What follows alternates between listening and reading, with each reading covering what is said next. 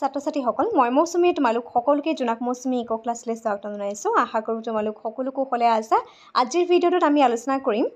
BA first semester economics major Dibrugarh ইউনিভাৰ্চিটিৰ আণ্ডাৰত যোনখন মাইক্ৰ' ইকনমিক্সৰ পেপাৰ আছে মেজৰ পেপাৰ,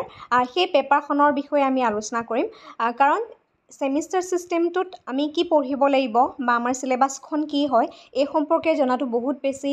প্ৰয়োজন হয়। কাৰণ ছেমিষ্টাৰৰ যিটো চিডিউল হয় সেই চিডিউলটো ছমহীয়াৰ এটা চিডিউল। গতিকে তাৰ ভিতৰতে তোমালোকে সেই 4 মাহমানৰ ভিতৰতে চিলেবাছখন কমপ্লিট কৰি পেলাই এক্সাম দিবলগীয়া হয়। গতিকে সেই কিমান কম সময়ৰ ভিতৰত চিলেবাছখন কভাৰ কৰিবৰ কাৰণে তোমালোকৰ এটা ষ্ট্ৰেটেজি সকলোৱে এপ্লাই কৰিব লাগে যে কিমানখিনি সময়ত বা কোনটো ইউনিট আমি সোনকালে শেষ কৰিম, কোনটো ইউনিটত আমাৰ বেছি টাইম লাগিব। গতিকে এই যেতিয়া তোমালোকৰ এটা ষ্ট্ৰেটেজি থাকিব তেতিয়া তোমালোকক অভাৰঅল পেপাৰখন ভাল হোৱাত সহায় হ'ব। আৰু লগতে তোমালোকে যিহেতু এবাৰ মানে মেট্ৰিক দিলা, হাই ছেকেণ্ডেৰী দিলা, এই গোটেই এবছৰৰ মূৰত এটা পৰীক্ষা হৈছিলে। যিহেতু এতিয়া ছেমিষ্টাৰৰ পৰীক্ষাখিনি সম্পূৰ্ণ বেলেগ হয়, গতিকে সেই ছমাহৰ মূৰে মূৰে তোমালোকে একটা ফাইনেল এক্সাম দিব লাগিব। আৰু লগতে ছেশ্যনেলৰ যোনটো মানে তোমালোকৰ হ'ব সেই ছেশ্যনেলৰ পৰাও কিন্তু তোমালোকৰ ফাইনেল এক্সামৰ কাৰণে মাৰ্কছ যাব। গতিকে প্ৰত্যেকটো পৰীক্ষাই কিন্তু ইউনিভাৰ্চিটিৰ বা তোমালোকৰ কলেজৰ ইম্পৰ্টেণ্ট হ'ব। ঠিক আছে। যদি তোমালোকে আমাৰ লগত গোটেই কোৰ্চটো জইন হ'ব বিচাৰিছা, স্ক্ৰীনত যোনটো হোৱাটছআপ নাম্বাৰ দিয়া আছে তাত তোমালোকে কণ্টেক্ট কৰিব পাৰিবা। তোমাৰ নাম, তোমাৰ কলেজৰ নাম আৰু অবভিয়াছলি ইউনিভাৰ্চিটিখনৰ নাম জনাবা। আৰু এটা মিনিমাম এমাউণ্টৰ ছাবস্ক্ৰিপশ্যন ফিজ আছে। আমি চেষ্টা কৰিছোঁ যে অফলাইন ক্লাছৰ যিমানখিনি মানে প্ৰাইচ হয় তাতকৈ বহুত বেছি কমত আমি এটা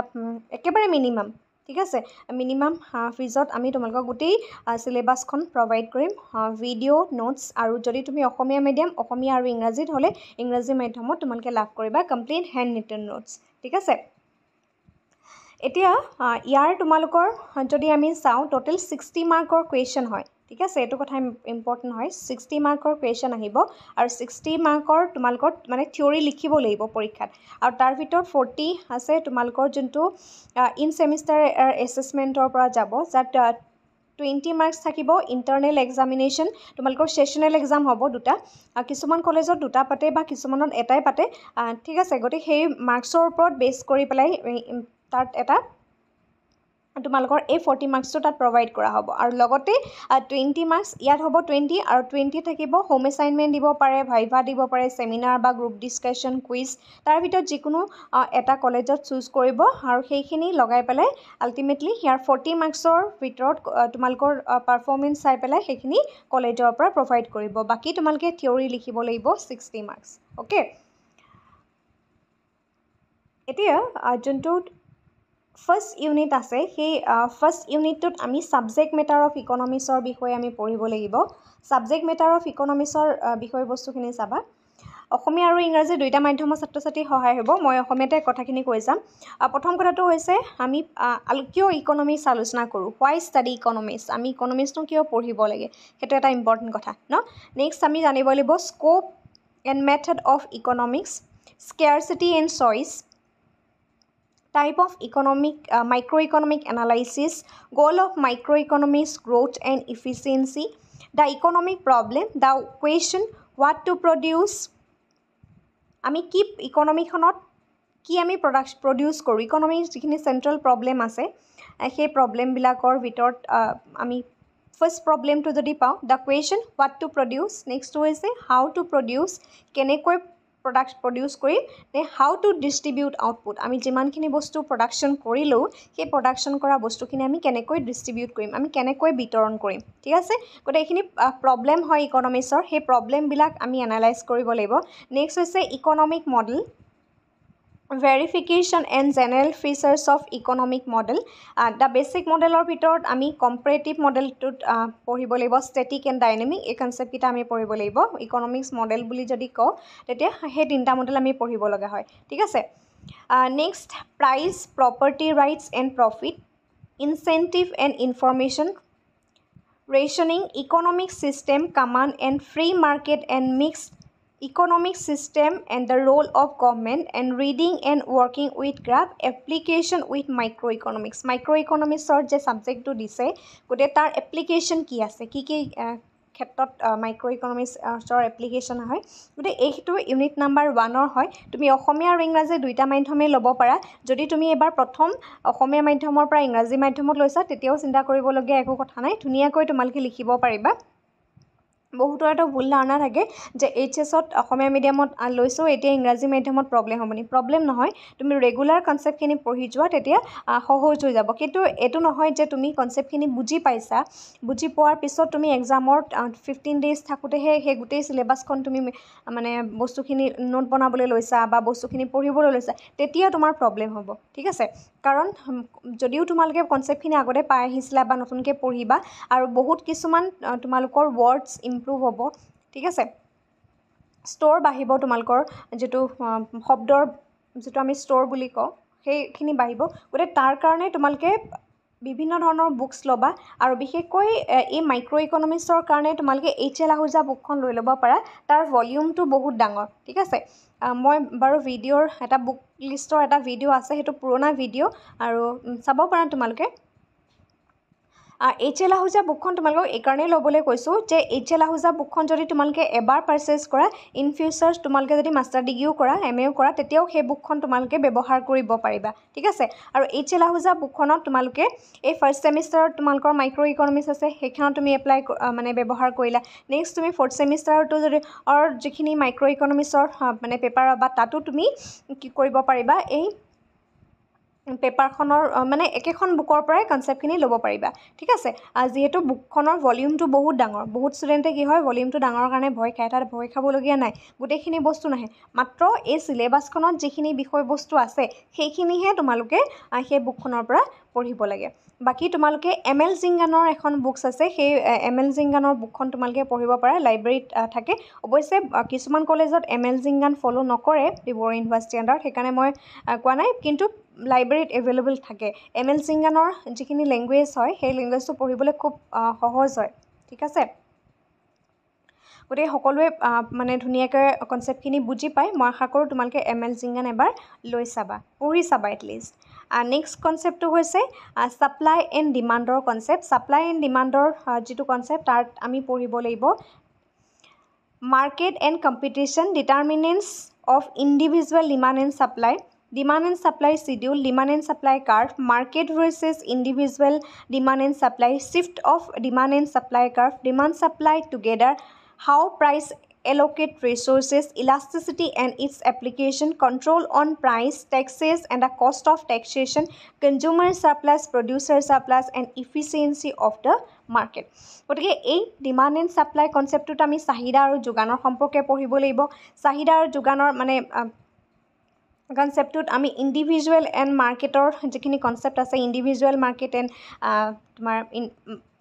মাৰ্কেটৰ মাজত ঠিক আছে ইণ্ডিভিজুৱেল মানে গাইগুটীয়াভাৱে আলোচনা কৰা আৰু মাৰ্কেট মানে ব্ৰডলি গোটেইখিনি বস্তু আলোচনা কৰা ঠিক আছে গতিকে সেই ডিমাণ্ড এণ্ড ছাপ্লাইখিনি আমি ইণ্ডিভিজুৱেল পাৰ্চপেক্টিভতো পঢ়িব লাগিব মাৰ্কেটৰ পাৰ্চপেক্টিভত পঢ়িব লাগিব ঠিক আছে আৰু ইয়াত আমি ইলাষ্টিচিটি অফ কনচেপ্টখিনি পঢ়িব লাগিব ইলাষ্টিচিটিৰ বিভিন্ন ধৰণৰ টাইপছ আছে সেই টাইপছবিলাক আমি পঢ়িব লাগিব লগতে ইয়াৰ যিখিনি এপ্লিকেশ্যন হয় সেই এপ্লিকেশ্যনখিনিও পঢ়িব লাগিব গতিকে এইটো আমি ডায়েগ্ৰাম পাম কিন্তু এই ইউনিটটোত আমি ডায়েগ্ৰাম পাম আৰু ইলাষ্টিচিটিত তোমাৰ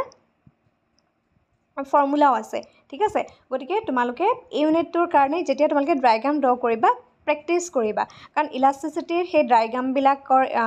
যেতিয়া তোমালোকে পৰীক্ষাত গৈ পেলাই মানে ফাৰ্ষ্ট টাইম যদি তোমালোকে ড্ৰ কৰা বোলে এক্সামৰ আগদিনাখন মই ঘৰত এবাৰ প্ৰেক্টিছ কৰিছোঁ পিছদিনাখন মই এক্সাম দিমগৈ তেনেকুৱা নকৰিবা কাৰণ তোমালোকৰ 60 মাৰ্কছৰ কুৱেশ্যন তোমালোকে 2 আৱাৰ্ছৰ ভিতৰত লিখিব লাগিব গতিকে সেইটো বহুত ডাঙৰ প্ৰব্লেম হয় মেক্সিমাম ষ্টুডেণ্টৰ সেইটো প্ৰব্লেম হয় গতিকে আগতীয়াকৈ যদি তোমালোকে ডায়েগ্ৰামখিনি প্ৰেক্টিছ কৰি থৈ দিয়া তেতিয়াহ'লে খুব কম সময়ত গৈ পেলাই এক্সামত তোমালোকে সেই ডায়েগ্ৰামখিনি ড্ৰ কৰিব পাৰা আৰু টাইম কনজিউম নহয় তেতিয়া গতিকে সময়টো বচাবৰ কাৰণে ঘৰত যিমান পাৰা তোমালোকে ডায়েগ্ৰাম প্ৰেক্টিছ কৰিবা ঠিক আছে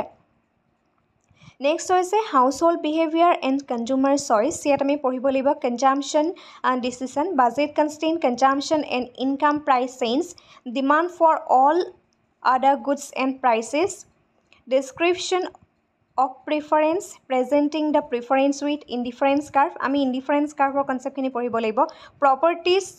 of indifference curve consumers optimum choice income and substitution effect labor supply and saving decision choice between leisure and consumption এতিয়া এইখিনি কনচেপ্টত গোটেই ইউনিটকেইটাৰ ভিতৰত তোমালোকে এই কনচেপ্টত মানে কিন্তু অকণমান সময় দিবা স্পেচিয়েলি তোমালোকৰ ইউনিটটোত ইনকাম এণ্ড ছাবষ্টিটিউশ্যনৰ ইফেক্টৰ যিকেইটা ডায়েগ্ৰাম হয় সেই ডায়েগ্ৰামকেইটা কিন্তু তোমালোকে এক্সামলৈকে ঠিক আছে মিনিমাম 20 বাৰ তোমালোকে ড্ৰ কৰি চাবা তেতিয়া তোমালোকে গম পাবা যে এক্সামত বহুত কম সময়ৰ ভিতৰতে তোমালোকে ডায়েগ্ৰামটো ড্ৰ কৰি আহিব পাৰিছা ঠিক আছে মই এই কি পইণ্টবিলাক এইকাৰণেই কৈ গৈছোঁ যাতে সকলোৰে এক্সাম ভাল হওক কাৰণ আমি বহুত জানিলেও নহ'ব তুমি গোটেই চিলেবাছখন জানা তুমি বহুত পাৰা কিন্তু এক্সামত গৈ পেলাই যদি এটা ডায়েগ্ৰামত তুমি 5 মিনিটছকৈ লগাই দিয়া তেতিয়াহ'লে গোটেই পেপাৰখন কৰি থৈ অহাটো কোনো কাৰণত পচিবল নহয় হয়তো তোমাৰ এক্সপ্লেনেশ্যন বেয়া হ'ব বা তুমি ভবামতে বা লিখিব যিমানখিনি ভাবিছিলা সেইটো মতে নহ'ব নতুবা কুৱেশ্যনেই থাকি আহিব গতিকে সেই টাইমটো মেনেজমেণ্টৰ কাৰণে ইকনমিক্স মেজৰ ষ্টুডেণ্টে ঘৰত ডায়েগ্ৰাম ড্ৰ কৰাটো বহুত বেছি ইম্পৰ্টেণ্ট হয় ঠিক আছে নেক্সট ইউনিট নাম্বাৰ 5ত আমি পঢ়িব লাগিব ফাৰ্মৰ ওপৰত firm and market structure perfect মাৰ্কেট ষ্ট্ৰাকচাৰত আমি পঢ়িব লাগিব behaviour of profit maximising firm and production process short run cost and output decision basic concept relationship output decision revenue cost and profit maximisation cost and output in long run ঠিক আছে long run cost economics and diseconomics of scale okay economics and diseconomics of স্কেলৰ ভিতৰতে আমি যে তোমাৰ এই perfect কম্পিটিশ্যনৰ লং run কষ্ট কাৰ্ভৰ যিবিলাক শ্বেপ আছে সেই শ্বেপখিনি আমি পঢ়িব লাগিব গতিকে এক্সামত সেইখিনি খুব আহি থাকে আৰু এই ইউনিটটোত পাৰফেক্ট কম্পিটিশ্যনটোৰ বেছ হয় বহুত বেছি ইম্পৰ্টেণ্ট তোমালোকৰ মানে পাৰফেক্ট কম্পিটিশ্যনৰ ওপৰত লং কুৱেশ্যন আহিবই ঠিক আছে এইখিনি কুৱেশ্যনৰ ভিতৰত নেক্সট হৈছে ইমপাৰফেক্ট মাৰ্কেট ষ্ট্ৰাকচাৰ য'ত আমি পঢ়িব লাগিব monopoly and entry trust policy government policy towards the competition monopolistic and oligopoly competition okay yet imperfect competition eto perfect competition and imperfect competition yar monopolistic oligopoly ekhini just ami mane tar definition ba characteristics basic khini sale hoi jabo thik ase পিছৰ সেমিষ্টাৰবিলাকত যেহেতু ইয়াৰ ওপৰত আমি broadly আলোচনা কৰিব লাগিব next unit number 5ত আছে input market আৰু input demand curve land and labour market input market basic কনচেপ্টত পঢ়িব লাগিব labour market firm using only one variable factors of production farming employing the two variable factors of production